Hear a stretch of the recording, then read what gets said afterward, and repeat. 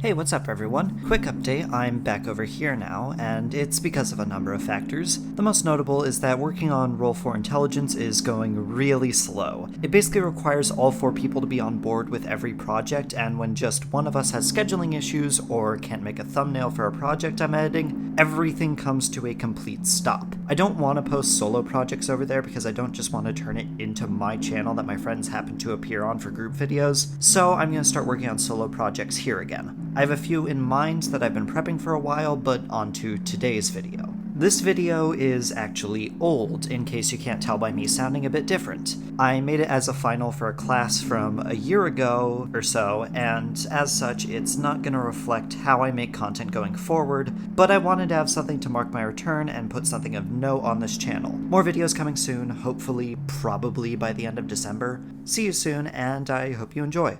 Also, the sound mixing is really bad in this video, so I'm sorry about that. I swear it'll be better later. If you spend nearly as much time on the internet as I do, there's a good chance you spent a non-insignificant amount of time on sites dedicated to interacting with fan communities. The ease at which information spreads online has not only made it easier to find works akin to what you like, but find projects, artwork, and discussion boards run by other fans. The advent of fan bases and fandoms make it easier to interact with the media you like and the people who share your interest. Needless to say, in the wake of the internet, finding things you'll like should be easier, and it is, yet it still proves to be a struggle for some people, myself included. I keep bouncing back to a certain point, one that was all too common of a running question in the back of my head while conducting some research on certain video games that I'll bring up in this video. A problem that, in an eerily similar sense to the original topic of the research I conducted, is a microcosm of a wider, longer-standing issue within the gaming community. To start off, let's take a brief look at what makes games unique in regards to storytelling. See, after they escaped the confines of arcade machines, developers became a bit more focused on the character that you play as. Games became a bit more focused on writing compelling narratives as the shift to consoles was set in stone and people had the length of games on their mind when purchasing them. The easiest way to keep a player invested in a longer game is to have something to work towards, and certain genres align themselves with certain narrative structures. Remember this point, it's going to come back later. The takeaway here is that stories in games became a bit more adjacent to the stories told in other media formats, though they notably contain the most unique relationship between the audience and the main character. Notably, RPGs were some of the first to develop traditional narratives within the games instead of dumping it into a manual or making sure you watch the tie-in movie first. You could probably guess as much given video game RPGs derive from tabletop RPGs like Dungeons & Dragons. Studios like Squaresoft, who specialize in RPGs, became known for their more in-depth stories to go with their longer games. Jump to the present, and while the greater narrative focus has spread its influence to other genres, RPGs still remain the default way to write a compelling story for a video game, especially if you're an indie developer, which is the direction we're going to head.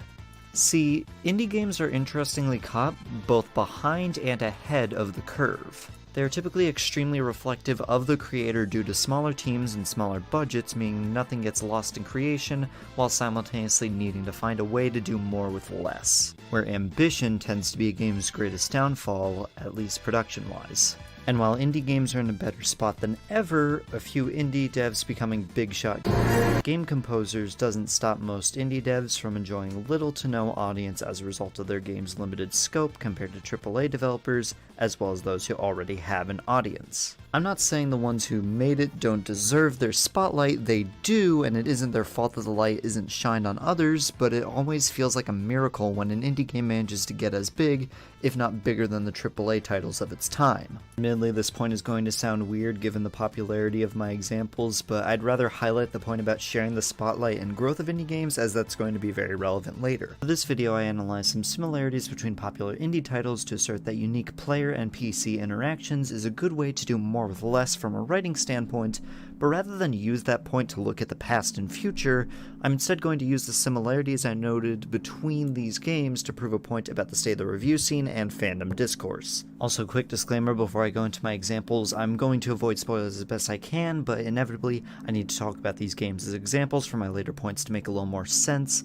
My background footage is from the first hour or so of these games, so you won't hear me mention anything past what you'd find in a single play session, but I may reference themes that only come up or matter in mid or end game segments, so minor spoilers for Undertale, Deltarune, and Omori specifically. Speaking of which,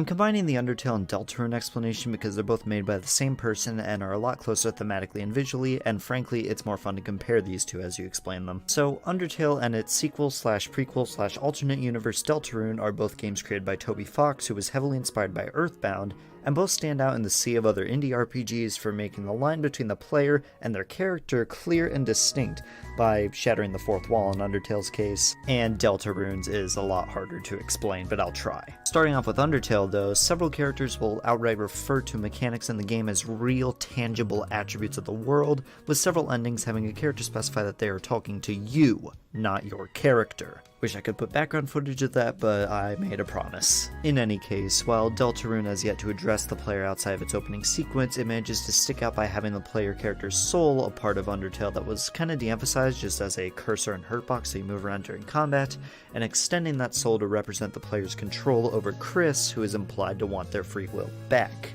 Undertale reeled people in with its advertising as this engaging hook of an RPG where your choices matter and kept players hooked with constant subversion of expectations and a genuinely likable cast of characters. The game would probably still stand as a solid indie RPG without its fourth wall breaking, but because it does that, we get to have actual scholars analyzing the psychology behind certain discussions in the game, and it lends itself really well to in-depth analysis as a result of these subversions, and gets to attract a bigger audience, of course. Being meta has sort of a negative connotation now, but A, Undertale does it right, at least in my opinion, and B, Undertale was more of a trendsetter than a trend follower. Deltarune does more or less the same, though the theme of the game is advertised in direct contrast to Undertale, as it states that your choices don't matter. I like to interpret the last couple lines of dialogue in the opening as referring to both Chris and the players simultaneously. Nobody gets to choose who they are in this world. The player didn't choose Chris as their host, and Chris never chose to be the host. You're stuck with each other. In some sense, you're in the same boat, and how much Chris grows to despise you may depend on what you do and who you encounter, mostly in Chapter 2. Yeah, Deltarune isn't finished, it only has 2 chapters right now, and there's going to be like 8 or 9. I'll have to come back to this point when more content is released because there isn't a ton to go off of. It's mostly just supplementary content to my points on Undertale that are more focused on setting up for big moments rather than actually having them occur. In any case, while it's clear that Deltarune's identity is strikingly similar to Undertale and inherently linked, it is striving for a unique identity from its predecessor, which ties pretty well into another game with similar inspirations to Undertale. And just like that, I've made someone angry for making a transition between Undertale and Omori. Don't worry, we'll get into that later. But for now, an explanation. Omori is another Earthbound-inspired indie RPG created by Omocat that differs from Undertale in its implementation of its meta-narratives. Omori doesn't shatter the fourth wall, but it doesn't need to in order to just talk through it. It asks engaging questions about morality, mental health, guilt, and does so by telling an isolated narrative that does subvert traditional RPG tropes, but in a way where it doesn't make a big deal out of doing so. The developer knows exactly what they're doing, but none of the characters are self-aware, or at least that's how I interpret it. An argument could be made that the developer never really intended for Omori to have any commentary that speaks to the player and that I'm overanalyzing it, but I like to think that unintentional commentary still gets the same job done regardless. Omori also stands out from its competition by being a psychological thriller, something I don't consider a spoiler because it can show up in the first 10 minutes and it's on the Steam tags.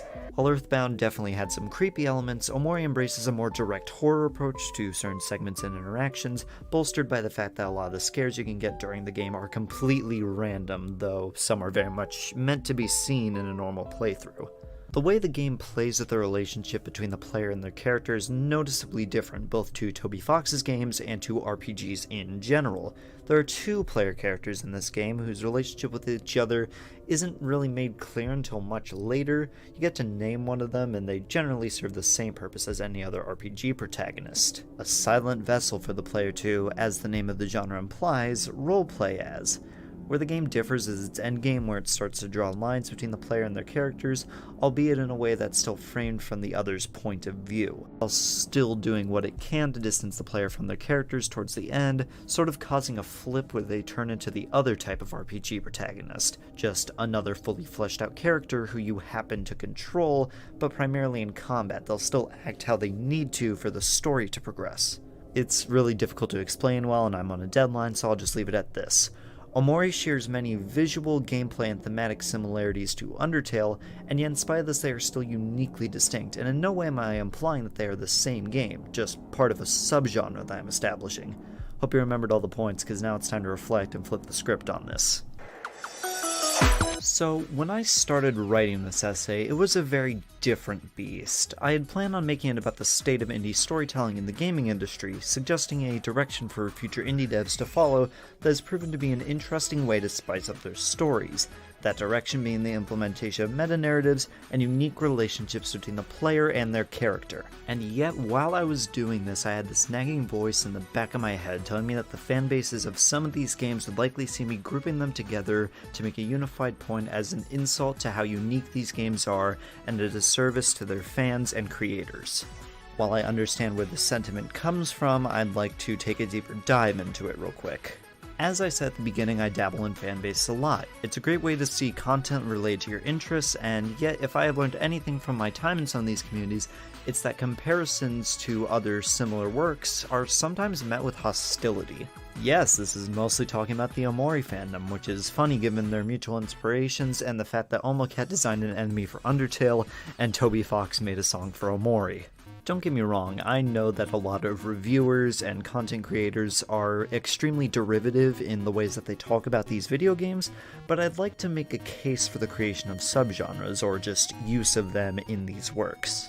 I've seen enough of the mean-spirited comments, now I want to try to make a use case for subgenres. What I ended up doing in my research was create a subgenre to group these games together and talk about them as a collective. What I hope to do is establish these comparisons as a tool to use for meaningful discussion for passionate people. Trust me, I agree with the notion that we want to emphasize what makes these games unique, but sometimes what makes them unique they share with other games. I came into Omori expecting an experience similar to Undertale because Steam told me I might like it based on the fact that I played Undertale and Deltarune. But as I've established, it is a distinct game that I fell in love with for different reasons than I enjoy Undertale. I wrote a 13-page research article overanalyzing Omori. I don't think whether or not I like Omori is in question for this, but just to be sure. And look, I know I'm setting myself up to be disappointed in these fandoms when most of my interactions with them were on Reddit and Twitter, but the stuff I've seen and heard about some of these fandoms doing just to keep their niche just that, a niche, is kinda staggering. I know we all do our best to avoid fandom discourse in everyday life, but I think it's worth referencing in this case because it's also indicative of a wider problem that the gaming community tends to have. As I've discussed, these games are distinct, but they bear common inspirations, visual and thematic similarities, they share a genre, the fanbase of both games have bullied content creators out of interest in them for not playing the game the right way. For the sake of time and making an actual point, I'm going to stop beating on the Omori fandom as, frankly, while I have more to say, that's a video for another time. A large part of my initial conclusion from my old research is that the problems plaguing the indie community are generally microcosms of issues that are currently or once affected the mainstream gaming sphere. Gamers are notoriously gatekeepy and protective of their IPs, while the main struggle of an indie developer, besides maybe budgetary restrictions, tends to be finding an audience. Some of these fan bases are very, very quick to exclude others based on comparisons to games that they like. I suppose I could learn a thing or two from my own words and just stop giving toxic fan bases the time of day, but I think if I'm observing the spread to the non-toxic majority, then it's time to at least recognize the problem. Instead of hunting down people who make these comparisons, even if they're using it to come to distinct conclusions or just be passionate about things that they like, maybe we'd see a lot more passionate people in these spheres. And genuinely, who cares if a YouTuber is baiting clicks by saying, oh, is this game the next Undertale? Like, I feel like I'm overanalyzing these games sometimes, but it's clearly not the only nothing burger being made. If we can just drown out the people who are making the wrong comparisons, then I think we can live with the nagging voices in the back telling us it's blasphemous to make comparisons between the games that we like. And then we'll be indirectly supporting our favorite developers and promoting the creation of more works similar to the things we like. Do we not want more content? I'll leave it at this. I know that there are people making these comparisons for the wrong reasons. But genuinely passionate and smart people are being blamed for it, and frankly, I'm not going to stand for that. We as a community can be doing more to identify when a comment is mean-spirited and when it's out of passion or trying to make a larger conclusion. Indifference is the greatest weapon that's going to promote toxicity in our communities, so being the shining example is the best we can do to support genuine conversation about the things we love. This essay wasn't initially so heavy on pathos, but I think that speaks volumes to the amount of passion that I have for this industry. Or rather, what comes out of it. The industry itself is a video essay for another day because that's an entirely different nightmare.